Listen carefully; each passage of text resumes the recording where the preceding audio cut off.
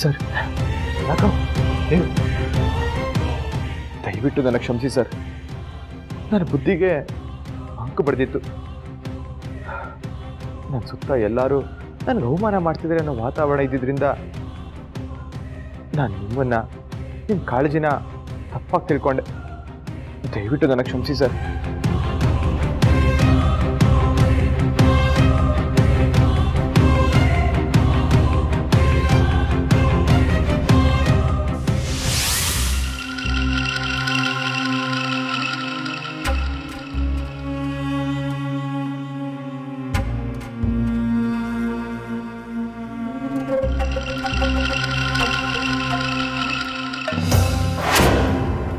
ಬದಲಾಗಿದೆಯಾ ಅದು ನನಗೆ ಗೊತ್ತಾಗುತ್ತೆ.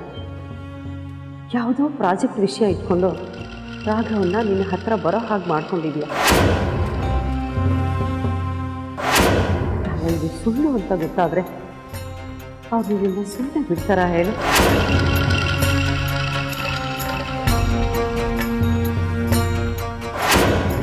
ನೀನು ಯೋಚನೆ ಮಾಡಿರ್ತೀಯ ನಿಜ. ನೀನು ಹೇಳಿರೋ ಸುಳ್ಳು ಒಳ್ಳೆಯದಕ್ಕೆ ಆಗಿರಬಹುದು.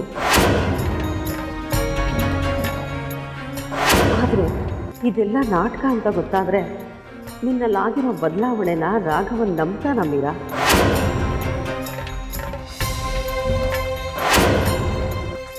ರಾಘವ್ಗೇನಾದ್ರೂ ನಿಜ ಗೊತ್ತಾಗಿರುತ್ತಾ?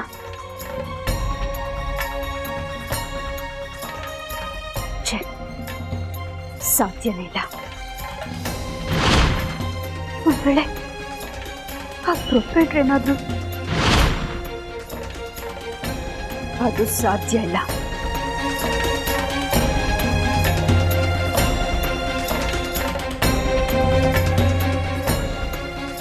ಯಾಕಂದ್ರೆ ಅವನಿಗೆ ಭಯ ಇದ್ದೇ ಇರುತ್ತೆ.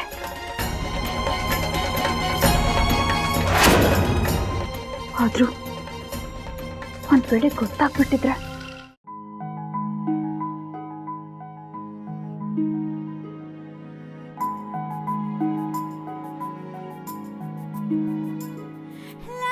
ವಿವೇಕ್, ರೆಡಿನಾ?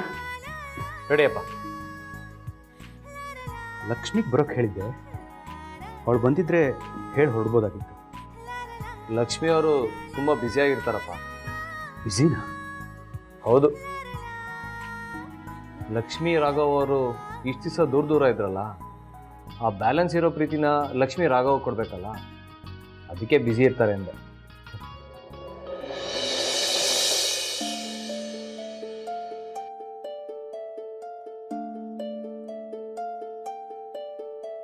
ಅಪ್ಪ,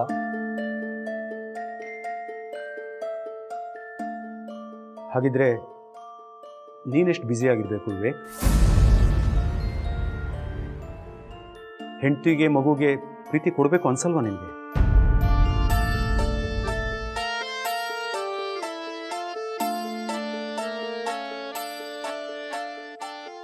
ಅಪ್ಪ, ಎಲ್ಲ ನಾವು ಅಂದ್ಕೊಂಡಂಗೆ ಆಗಲ್ವಲ್ಲ.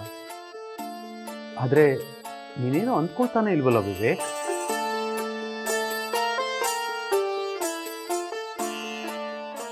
ಅಂಕಲ್, ಓ ಬಾಮ್ಮ ಲಕ್ಷ್ಮಿ, ನಿನಗೆ ಕಾಯ್ತಾ ಇದ್ದೀನಿ.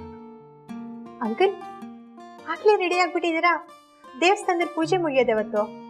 ಪೂಜೆ ಮುಗಿಯೋದು ನಾಡಿದ್ದು, ಅದಾದಮೇಲೆ ಅಲ್ಲೇ ಒಂದೆರಡು ದಿವಸ ಇದ್ದು ಬರೋಣ ಅಂತ ಇದ್ದೀನಿ. ಸರಿ, ಇದನ್ನ ತಗೊಳ್ಳಿ.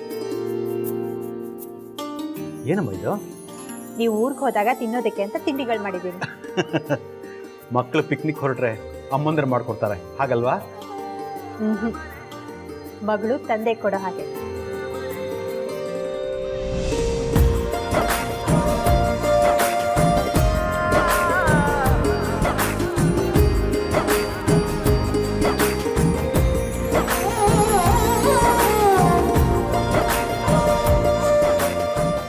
ಲಕ್ಷ್ಮಿ ಅವರೇ, ರಾಘವ್ ಹೇಗಿದ್ದಾರೆ? ಚೆನ್ನಾಗಿದ್ದಾರೆ, ಎಲ್ಲ ಸರಿ ಹೋಗಿದೆ. ಅಂಕಲ್, ಮುಂದಿನ ಸಾರಿ ದೇವಸ್ಥಾನಕ್ಕೆ ಹೋಗುವಾಗ ಎಲ್ಲರೂ ಸೇರಿ ಹೋಗೋಣ ಅಂತ ಹೇಳ್ತಾ ಇದ್ರು. ಹಾಂ, ತುಂಬ ಕೆಲಸ ಪೆಂಡಿಂಗ್ ಇದೆ ಅಂತ ರಾಘವ್ ಹೇಳ್ತಾ ಇದ್ದ. ಮುಂದಿನ ಸಲ ನೀವಿಬ್ಬರು ಬರಬೇಕು. ಇಬ್ಬರೇ ಅಲ್ಲ, ಎಲ್ಲರೂ ಸೇರಿ.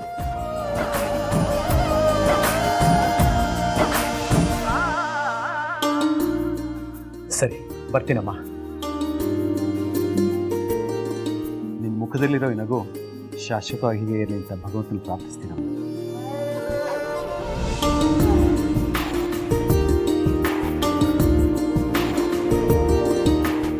ವಿವೇಕ್, ಬಾಪ ಹೋಗೋಣ. ಹಾಂ ಸರಿಯಪ್ಪ.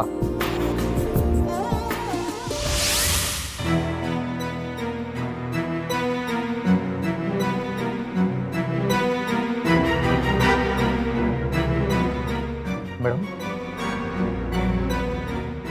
ಏನಾಯ್ತು ಮೇಡಮ್? ರಾಘವ್ ಸರ್ ಯಾಕೆ ಬಂದಿದ್ರು?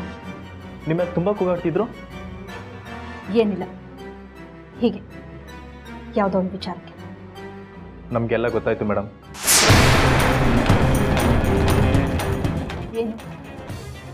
ಏನು ನಿಮಗೆಲ್ಲ ಗೊತ್ತಾಗಿದ್ದು? ನಿಮ್ಮ ಲಿಮಿಟ್ಸ್ ಎಷ್ಟಿದೆಯೋ ಅಷ್ಟರಲ್ಲೇ ಇರಬೇಕು.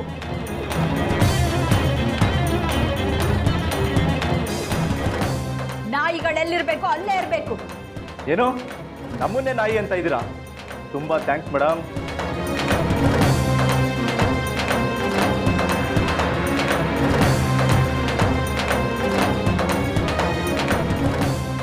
ಹೌದು, ನಾವು ನಾಯಿಗಳೇ.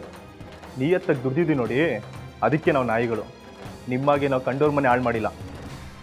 Satish, mind your tongue. Better you mind it madam.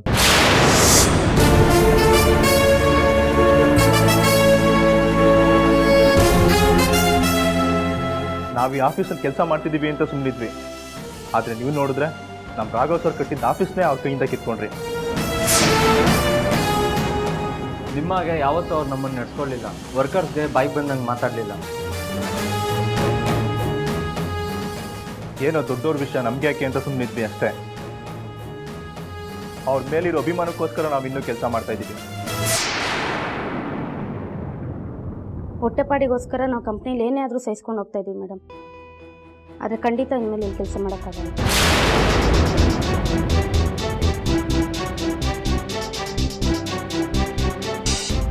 ಏನಿದು? ನನ್ನ ರಿಸಿಗ್ನೇಷನ್ ಲೆಟರ್. ನಾನು ಅಕ್ಸೆಪ್ಟ್ ಮಾಡಲ್ಲ. ನೀವು ಅಕ್ಸೆಪ್ಟ್ ಮಾಡಿದ್ರೆಷ್ಟು ಬಿಟ್ರೆಷ್ಟು. ನಮ್ಗೇನು ಕ್ವಾಲಿಫಿಕೇಶನ್ ಇಲ್ವಾ, ಎಕ್ಸ್ಪೀರಿಯನ್ಸ್ ಇಲ್ವಾ? ಅಪ್ಪಪ್ಪ ಅಂದರೆ ಒಂದು ತಿಂಗಳು ಮನೇಲಿ ಕೂರ್ಬೋದು ಅಷ್ಟೇ. ಇದಕ್ಕಿಂತ ಬೆಟರ್ ಕಂಪ್ನಿ, ಬೆಟರ್ ಸ್ಯಾಲ್ರಿ ಇರೋ ಜಾಬ್ ಸಿಕ್ಕೇ ಸಿಗುತ್ತೆ. ಹೌದು ಲಕ್ಷ್ಮಿ, ನಿನ್ನ ಮಾತು, ಅಮ್ಮನ ಮಾತು ಕೇಳದೆ ಇದ್ದಿದ್ದಕ್ಕೆ ನಾನು ಸೋತಿದ್ದು. ನನ್ನ ಜೀವನ ಮತ್ತೆ ಕತ್ಲಾಗೋಯ್ತು. ನಾನು ಯಾಕೆ ಬೆಳ್ಕಲ್ಲಿರ್ಬೇಕು? ಎಲ್ಲರೂ ನನ್ನಿಂದ ದೂರ ಆದ್ಮೇಲೆ ನಾನು ಯಾಕೆ ಬದುಕಿರ್ಬೇಕು? ಯಾವ ಸಂತೋಷಕ್ಕೋಸ್ಕರ ಊಟ ಮಾಡಲಿ ಸಂದಮ್ಮ?